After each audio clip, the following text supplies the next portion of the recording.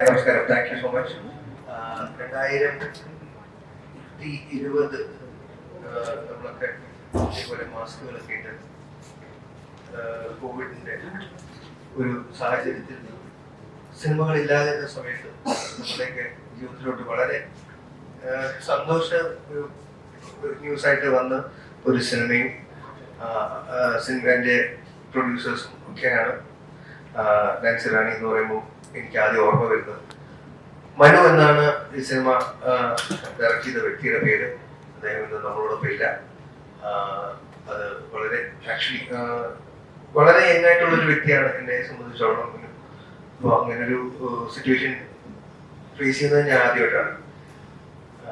ഈ സിനിമ ഇറങ്ങി കാണണം എന്നുള്ളത് മനുവിനോടൊപ്പം ഒരുപാട് ഫൺ മൊമെന്റ്സ് ആസ്വദിച്ചിട്ടുള്ള ഒരാളായതുകൊണ്ട് ഷൂട്ട് ചെയ്യുന്ന ഇടവേളകളിലും അല്ലാത്തപ്പോഴും എനിക്ക് ഒരുപാട് ആഗ്രഹം ആയിരുന്നു. മനു ആഗ്രഹിച്ച പോലെ ഈ സിനിമ തിയേറ്ററിൽ ഇറങ്ങുക എന്നുള്ളത്. അതിന് ഞാൻ ഒരിക്കലും വിചാരിച്ചില്ല ഈ സിനിമയ്ക്ക് ഇനി ഒരു വെളിച്ചം കിട്ടുന്നു, കാണുന്നു.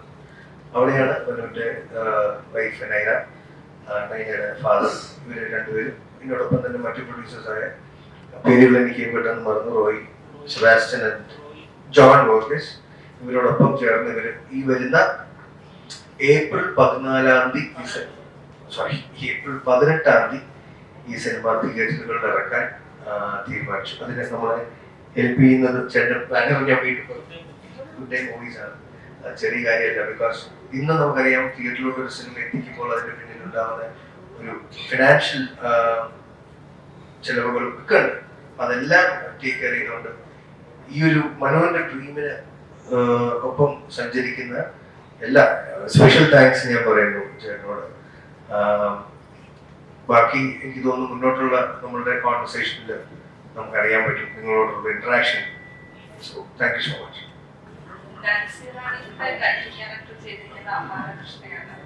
അതൊരു സിനിമ മൂവിയായി നടിയാവാൻ വേണ്ടിയിട്ട് ഭയങ്കര മോഹമുള്ള ഒരു കഥാപാത്രത്തെയാണ് ചെയ്തേക്കുന്നത്. പുള്ളിക്കാരിയുടെ ലൈഫിൽ ഫേസ് ചെയ്യുന്ന കുറെ സ്ട്രഗിൾസും അതെല്ലാം കഴിഞ്ഞിട്ട് കണ്ട ആ സ്വപ്നങ്ങളെല്ലാം സാക്ഷാത്കരിക്കാൻ വേണ്ടിയിട്ട് ചെയ്യുന്ന മുന്നോട്ട് പോകുന്ന യാത്രയും എല്ലാമാണ് ആ സിനിമ മൊത്തത്തിൽ കാണിക്കുന്നത്. ഈ ഒരു പ്ലോട്ട് നമ്മൾ ആദ്യമായിട്ട് കേൾക്കുന്നുണ്ട്. ഒരു സിനിമയ്ക്കകത്ത് നടക്കുന്ന സ്ട്രഗിൾ, സിനിമ മോഹിച്ച് അതിനുവേണ്ടി പോകുന്ന സ്ഥലം ഉണ്ടാകുന്ന പ്രശ്നങ്ങൾ പിന്നീട് ഏറ്റവും കൂടുതൽ സക്സസ്ഫുൾ ആകുന്ന ഈ ഒരു പ്ലോട്ട് നമ്മൾ ആദ്യമായിട്ട് കേൾക്കുന്ന ഒരു പ്ലോട്ടാണ്. എന്തുകൊണ്ടാണ് നാൻസി റാണി വ്യത്യസ്തമാകുന്നത്? അതൊന്ന് വ്യത്യസ്തമാകുന്നത് എങ്ങനെയാണ്? ഈ ഒരു സബ്ജക്ട് കേൾക്കുമ്പോൾ ഇത് കമ്മിറ്റ് ചെയ്യണമെന്ന് തോന്നിക്കുന്നത് വ്യത്യസ്തമാകുന്നത് എങ്ങനെയാണ്? എനിക്ക് എന്നോട് പറയുന്ന നാൻസി റാണി, ഞാൻ പലവട്ടം പറഞ്ഞിട്ടുണ്ട്, ഞാൻ ഒരു സിനിമയെ സമീപിക്കുമ്പോൾ അതില് പൂർണ്ണമായും അതിന്റെ തിരക്കഥയിൽ ഞാൻ മുഴുകി കേട്ട് ജഡ്ജ് ചെയ്യാനിരിക്കാറില്ല. എന്നെ സംബന്ധിച്ചിടത്തോളം എന്റെ ക്യാരക്ടർ, എന്റെ ആകത്തുള്ളിലെ കഥ, അതാണ് ഞാൻ ഭാഗമാകുന്ന സിനിമയുടെ ഭൂരിപക്ഷം എന്നെ കൊണ്ടുള്ള അവരുടെ ആവശ്യം. നാൻസി റാണിയുടെ കഥ കേട്ടപ്പോൾ നേരെ പറഞ്ഞ പോലെ ഒരു സിനിമ ഫാനായി, ഒരു മമ്മൂക്ക ഫാനായ ഒരു ക്യാരക്ടർ, ആ ടൈറ്റിൽ റോൾ നാൻസിയാണ് ആ ഫാൻ. ആ കുട്ടിയുടെ ജീവിതത്തിൽ സംഭവിക്കുന്ന വളരെ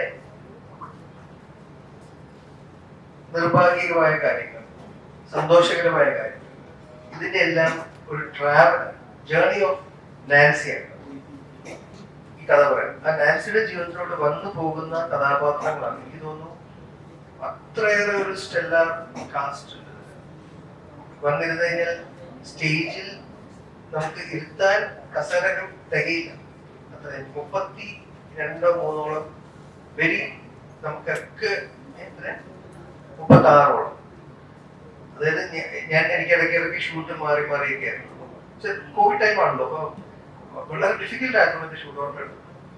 ഒരു ദിവസം ശ്രീനി സാറിനെ കാണും, ചില ദിവസം ലാൽ സാറിനെ കാണും, അർജുനെ കാണും, സണ്ണിയെ കാണും, അതെടുപ്പ ധ്രുവനെ കാണുന്നു. സോ നമുക്കിപ്പം ഞാൻ ഇവിടുന്ന് ഇവരൊക്കെ കൊണ്ടിരുന്ന കാര്യം ചെറിയ എളുപ്പമുള്ള കാര്യമില്ല. അത് വലിയൊരു അച്ചീവ്മെന്റ്. ഒരു ബിഗിനിങ് ഡയറക്ടറെ സംബന്ധിച്ചോളം അയാൾ ആ സബ്ജക്റ്റിൽ എന്തോ ഒരു താല്പര്യം അല്ലെങ്കിൽ ആ കഥാപാത്രത്തിൽ ഒരു മെറിറ്റ്, രണ്ടാം സമയത്ത് ജോലി തന്നു, ഞങ്ങൾക്ക് ജോലി തന്നു, അത് എല്ലാം ഇമോഷണലിയും അല്ലെങ്കിൽ വർക്ക് പ്രൊഫഷണലിയും നമ്മളെ കണക്ട് ചെയ്ത കാര്യം. നാൻസിയുടെ ലൈഫിലെ ജേർണി, അതിലെ ക്യാരക്ടേഴ്സ് ആണ് ബേസിക്കലി എന്ത് സംഭവിക്കുന്നത് കൂടെ നമുക്ക് സിനിമ കാണാം. അതുപോലെ 2020 നമ്മൾ ഷൂട്ട് ചെയ്തതാണ്. അപ്പൊ ഏകദേശം 5 വർഷം കഴിഞ്ഞു. ഇപ്പൊ സിനിമ ഇറങ്ങുന്നത് സന്തോഷകരമായിട്ടുള്ള കാര്യമാണ്. പക്ഷെ ഇത്ര ടൈം പീരീഡിന് ശേഷം ഇറങ്ങുമ്പോൾ അതിനെന്തെങ്കിലും ഇപ്പം നമ്മളിപ്പോ നമ്മുടെ ചിന്തകൾ മാറും, കാഴ്ചപ്പാടുകൾ മാറും. അപ്പൊ അങ്ങനെ ഒരു സാഹചര്യത്തിൽ ഈ സിനിമ തിയേറ്ററിൽ എത്ര നാൾ നിലനിൽക്കും വിശ്വാസമുണ്ടോ? അത് കുറച്ചും കൂടി എക്സ്പീരിയൻസ് ആയിട്ടുള്ള അദ്ദേഹം ചേട്ടൻ തന്നെ അതിനെ കുറിച്ച് ഉത്തരം പറയുന്നത്. ബിക്കോസ് അദ്ദേഹമാണ് ഡിസ്ട്രിബ്യൂഷൻ ചെയ്യുന്നത്. റീസെന്റ് ആയിട്ട് വന്ന മദറിന്റെ രാജ്യം ഏകദേശം 18 വർഷത്തോളം കഴിഞ്ഞിട്ടാണ് ഒരു വന്യജീവിതം.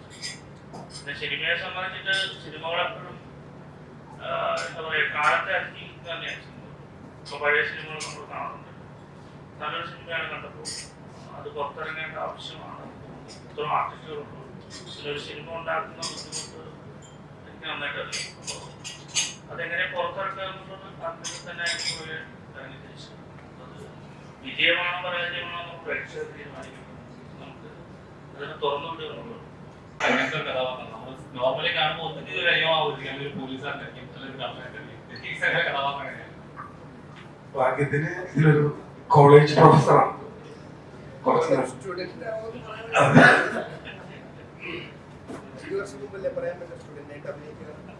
സ്റ്റുഡന്റ് ആക്കിയില്ല. ഈ അഹാനയുടെ ക്യാരക്ടർ പഠിക്കുന്ന കോളേജിലെ ഒരു നല്ലൊരു ലെക്ചറാണ്. അപ്പോ ഈ ചോദിച്ചതിന്റെ കൂട്ടത്തിൽ പറയണം, അപ്പൊ എന്നെ സംബന്ധിച്ചിടത്തോളം എനിക്കൊരു 4 ദിവസത്തെ ഷൂട്ടാണ് ഉണ്ടായിരുന്നത്. എനിക്ക് ഈ മനു എന്ന് പറയുന്ന ഡയറക്ടറെ പറ്റിയിട്ട് ഓർമ്മ വരുന്നത് എന്റെ ജീവിതത്തിൽ ആദ്യമായിട്ടാണ് ഞാൻ ഒരു ഷോട്ട് അപ്ഡേറ്റ് ചെയ്യുമ്പോൾ ഒരു സംവിധായകൻ കൈയടിക്കുന്നത്. ഓരോ ഷോട്ട് കഴിയുമ്പോഴും അദ്ദേഹം കൈയടിക്കും. അപ്പൊ അദ്ദേഹം കൈയടിക്കുമ്പോൾ സ്വാഭാവിക ഡയറക്ടറാണ്, ഓൾ ക്രൂ ക്ലാപ്പ് തരും. അത് ഒരു നടനെ സംബന്ധിച്ചിടത്തോളം അല്ലെങ്കിൽ ഒരു പെർഫോമറെ സംബന്ധിച്ചിടത്തോളം ഭയങ്കര എൻകറേജ്മെന്റ് ആണ്. അപ്പൊ ഞാൻ മനുവിനോട് ചോദിച്ചു, ഇത് കളിയാക്കാനാണോ അതോ അത്രയൊക്കെ ഉണ്ടോ? അപ്പൊ മനു പറഞ്ഞില്ല, അത്രയൊക്കെ ഇല്ലെങ്കിലും കുഴപ്പമില്ല, ഇങ്ങനെ ഒരു പ്രോത്സാഹനമല്ലേ. അതൊരു മനുവിനെ പറ്റി ഓർക്കുമ്പോൾ ഞങ്ങൾക്ക് എല്ലാവർക്കും അത്രയും ആർട്ടിസ്റ്റുകളെ കംഫർട്ടബിൾ ആക്കുന്ന, കൃത്യമായി സ്റ്റോറി നരേറ്റ് ചെയ്യുന്ന ഒരു നല്ല പ്രതിഭയാണ് നമുക്ക് നഷ്ടപ്പെട്ടത്. അതുകൊണ്ട് തന്നെയാണ് ഇത്രയും ആർട്ടിസ്റ്റുകൾ അദ്ദേഹത്തിന്റെ സിനിമയോട് സഹകരിച്ചത്. അത് അദ്ദേഹത്തിന്റെ മാത്രം ഒരു ക്വാളിറ്റിയാണ്. ഇപ്പോ ആള് നമ്മളൊപ്പം ഇല്ലാത്തത് കൊണ്ട് പറയുന്നില്ല, നല്ലൊരു വലിയ നിലയിലേക്ക് ഒരുപാട് സിനിമകൾ മലയാളത്തിന് സംഭാവന ചെയ്യാൻ കഴിവുള്ള ഒരാളായിരുന്നു. ഇങ്ങനൊരു പ്രോജക്റ്റ് ഇപ്പൊ കൂടെ ഉണ്ടായിരുന്ന ഒരാൾ ഇല്ലാതാകുമ്പോഴും അത് ഏറ്റെടുത്ത് നടത്തുക എന്ന് പറഞ്ഞ ചെറിയൊരു കാര്യമായിരുന്നു, സ്ഥലപ്പെട്ട കാര്യമല്ല. എത്രത്തോളം ഹാർഡ് വർക്ക് ഉണ്ടായിരുന്നു ഇത് ചെയ്ത സിനിമ, അല്ലെങ്കിൽ ഒരാൾ നിർത്തിയെടുത്ത് പിന്നെ സ്റ്റാർട്ട് ചെയ്യാന്ന് പറയുന്നത്? ഞാൻ ഇൻഡസ്ട്രിയിലുള്ള ആളാണ്. മനുവിന്റെ മരണശേഷമാണ് ഞാൻ മനുവിന്റെ മരണശേഷമാണ് ഈ മൂവിയുടെ പോസ്റ്റ് പ്രൊഡക്ഷനും കാര്യങ്ങളും എല്ലാം ജോയിൻ ചെയ്തത്. പിന്നെ അത് പഠിച്ച് അല്ലെങ്കിൽ അതിനെ കുറിച്ച് കൂടുതൽ അറിഞ്ഞത് മുന്നോട്ട് പോകുന്നത് ഭയങ്കര ഡിഫിക്കൽട്ട് ആയിട്ടാണ്. പക്ഷെ അങ്ങനെ എനിക്ക് സപ്പോർട്ട് ചെയ്ത് നിന്നിരുന്നത് മെയിൻലി ചീഫ് അസോസിയേറ്റ് ഡയറക്ടേഴ്സും അതിന്റെ ഒപ്പം തന്നെ ഈ സ്റ്റേജിലിരുന്ന അതിചേട്ടൻ ഉൾപ്പെടെ ഉള്ളവര് ഒരുപാട് ഗൈഡൻസും കാര്യങ്ങളെല്ലാം അങ്ങനെ ചെയ്യുന്നതിന് ഇങ്ങനെ ചെയ്യുന്നതിന് അതെല്ലാം പറഞ്ഞ് മാക്സിമം സപ്പോർട്ട് ചെയ്ത് തന്നെയാണ്.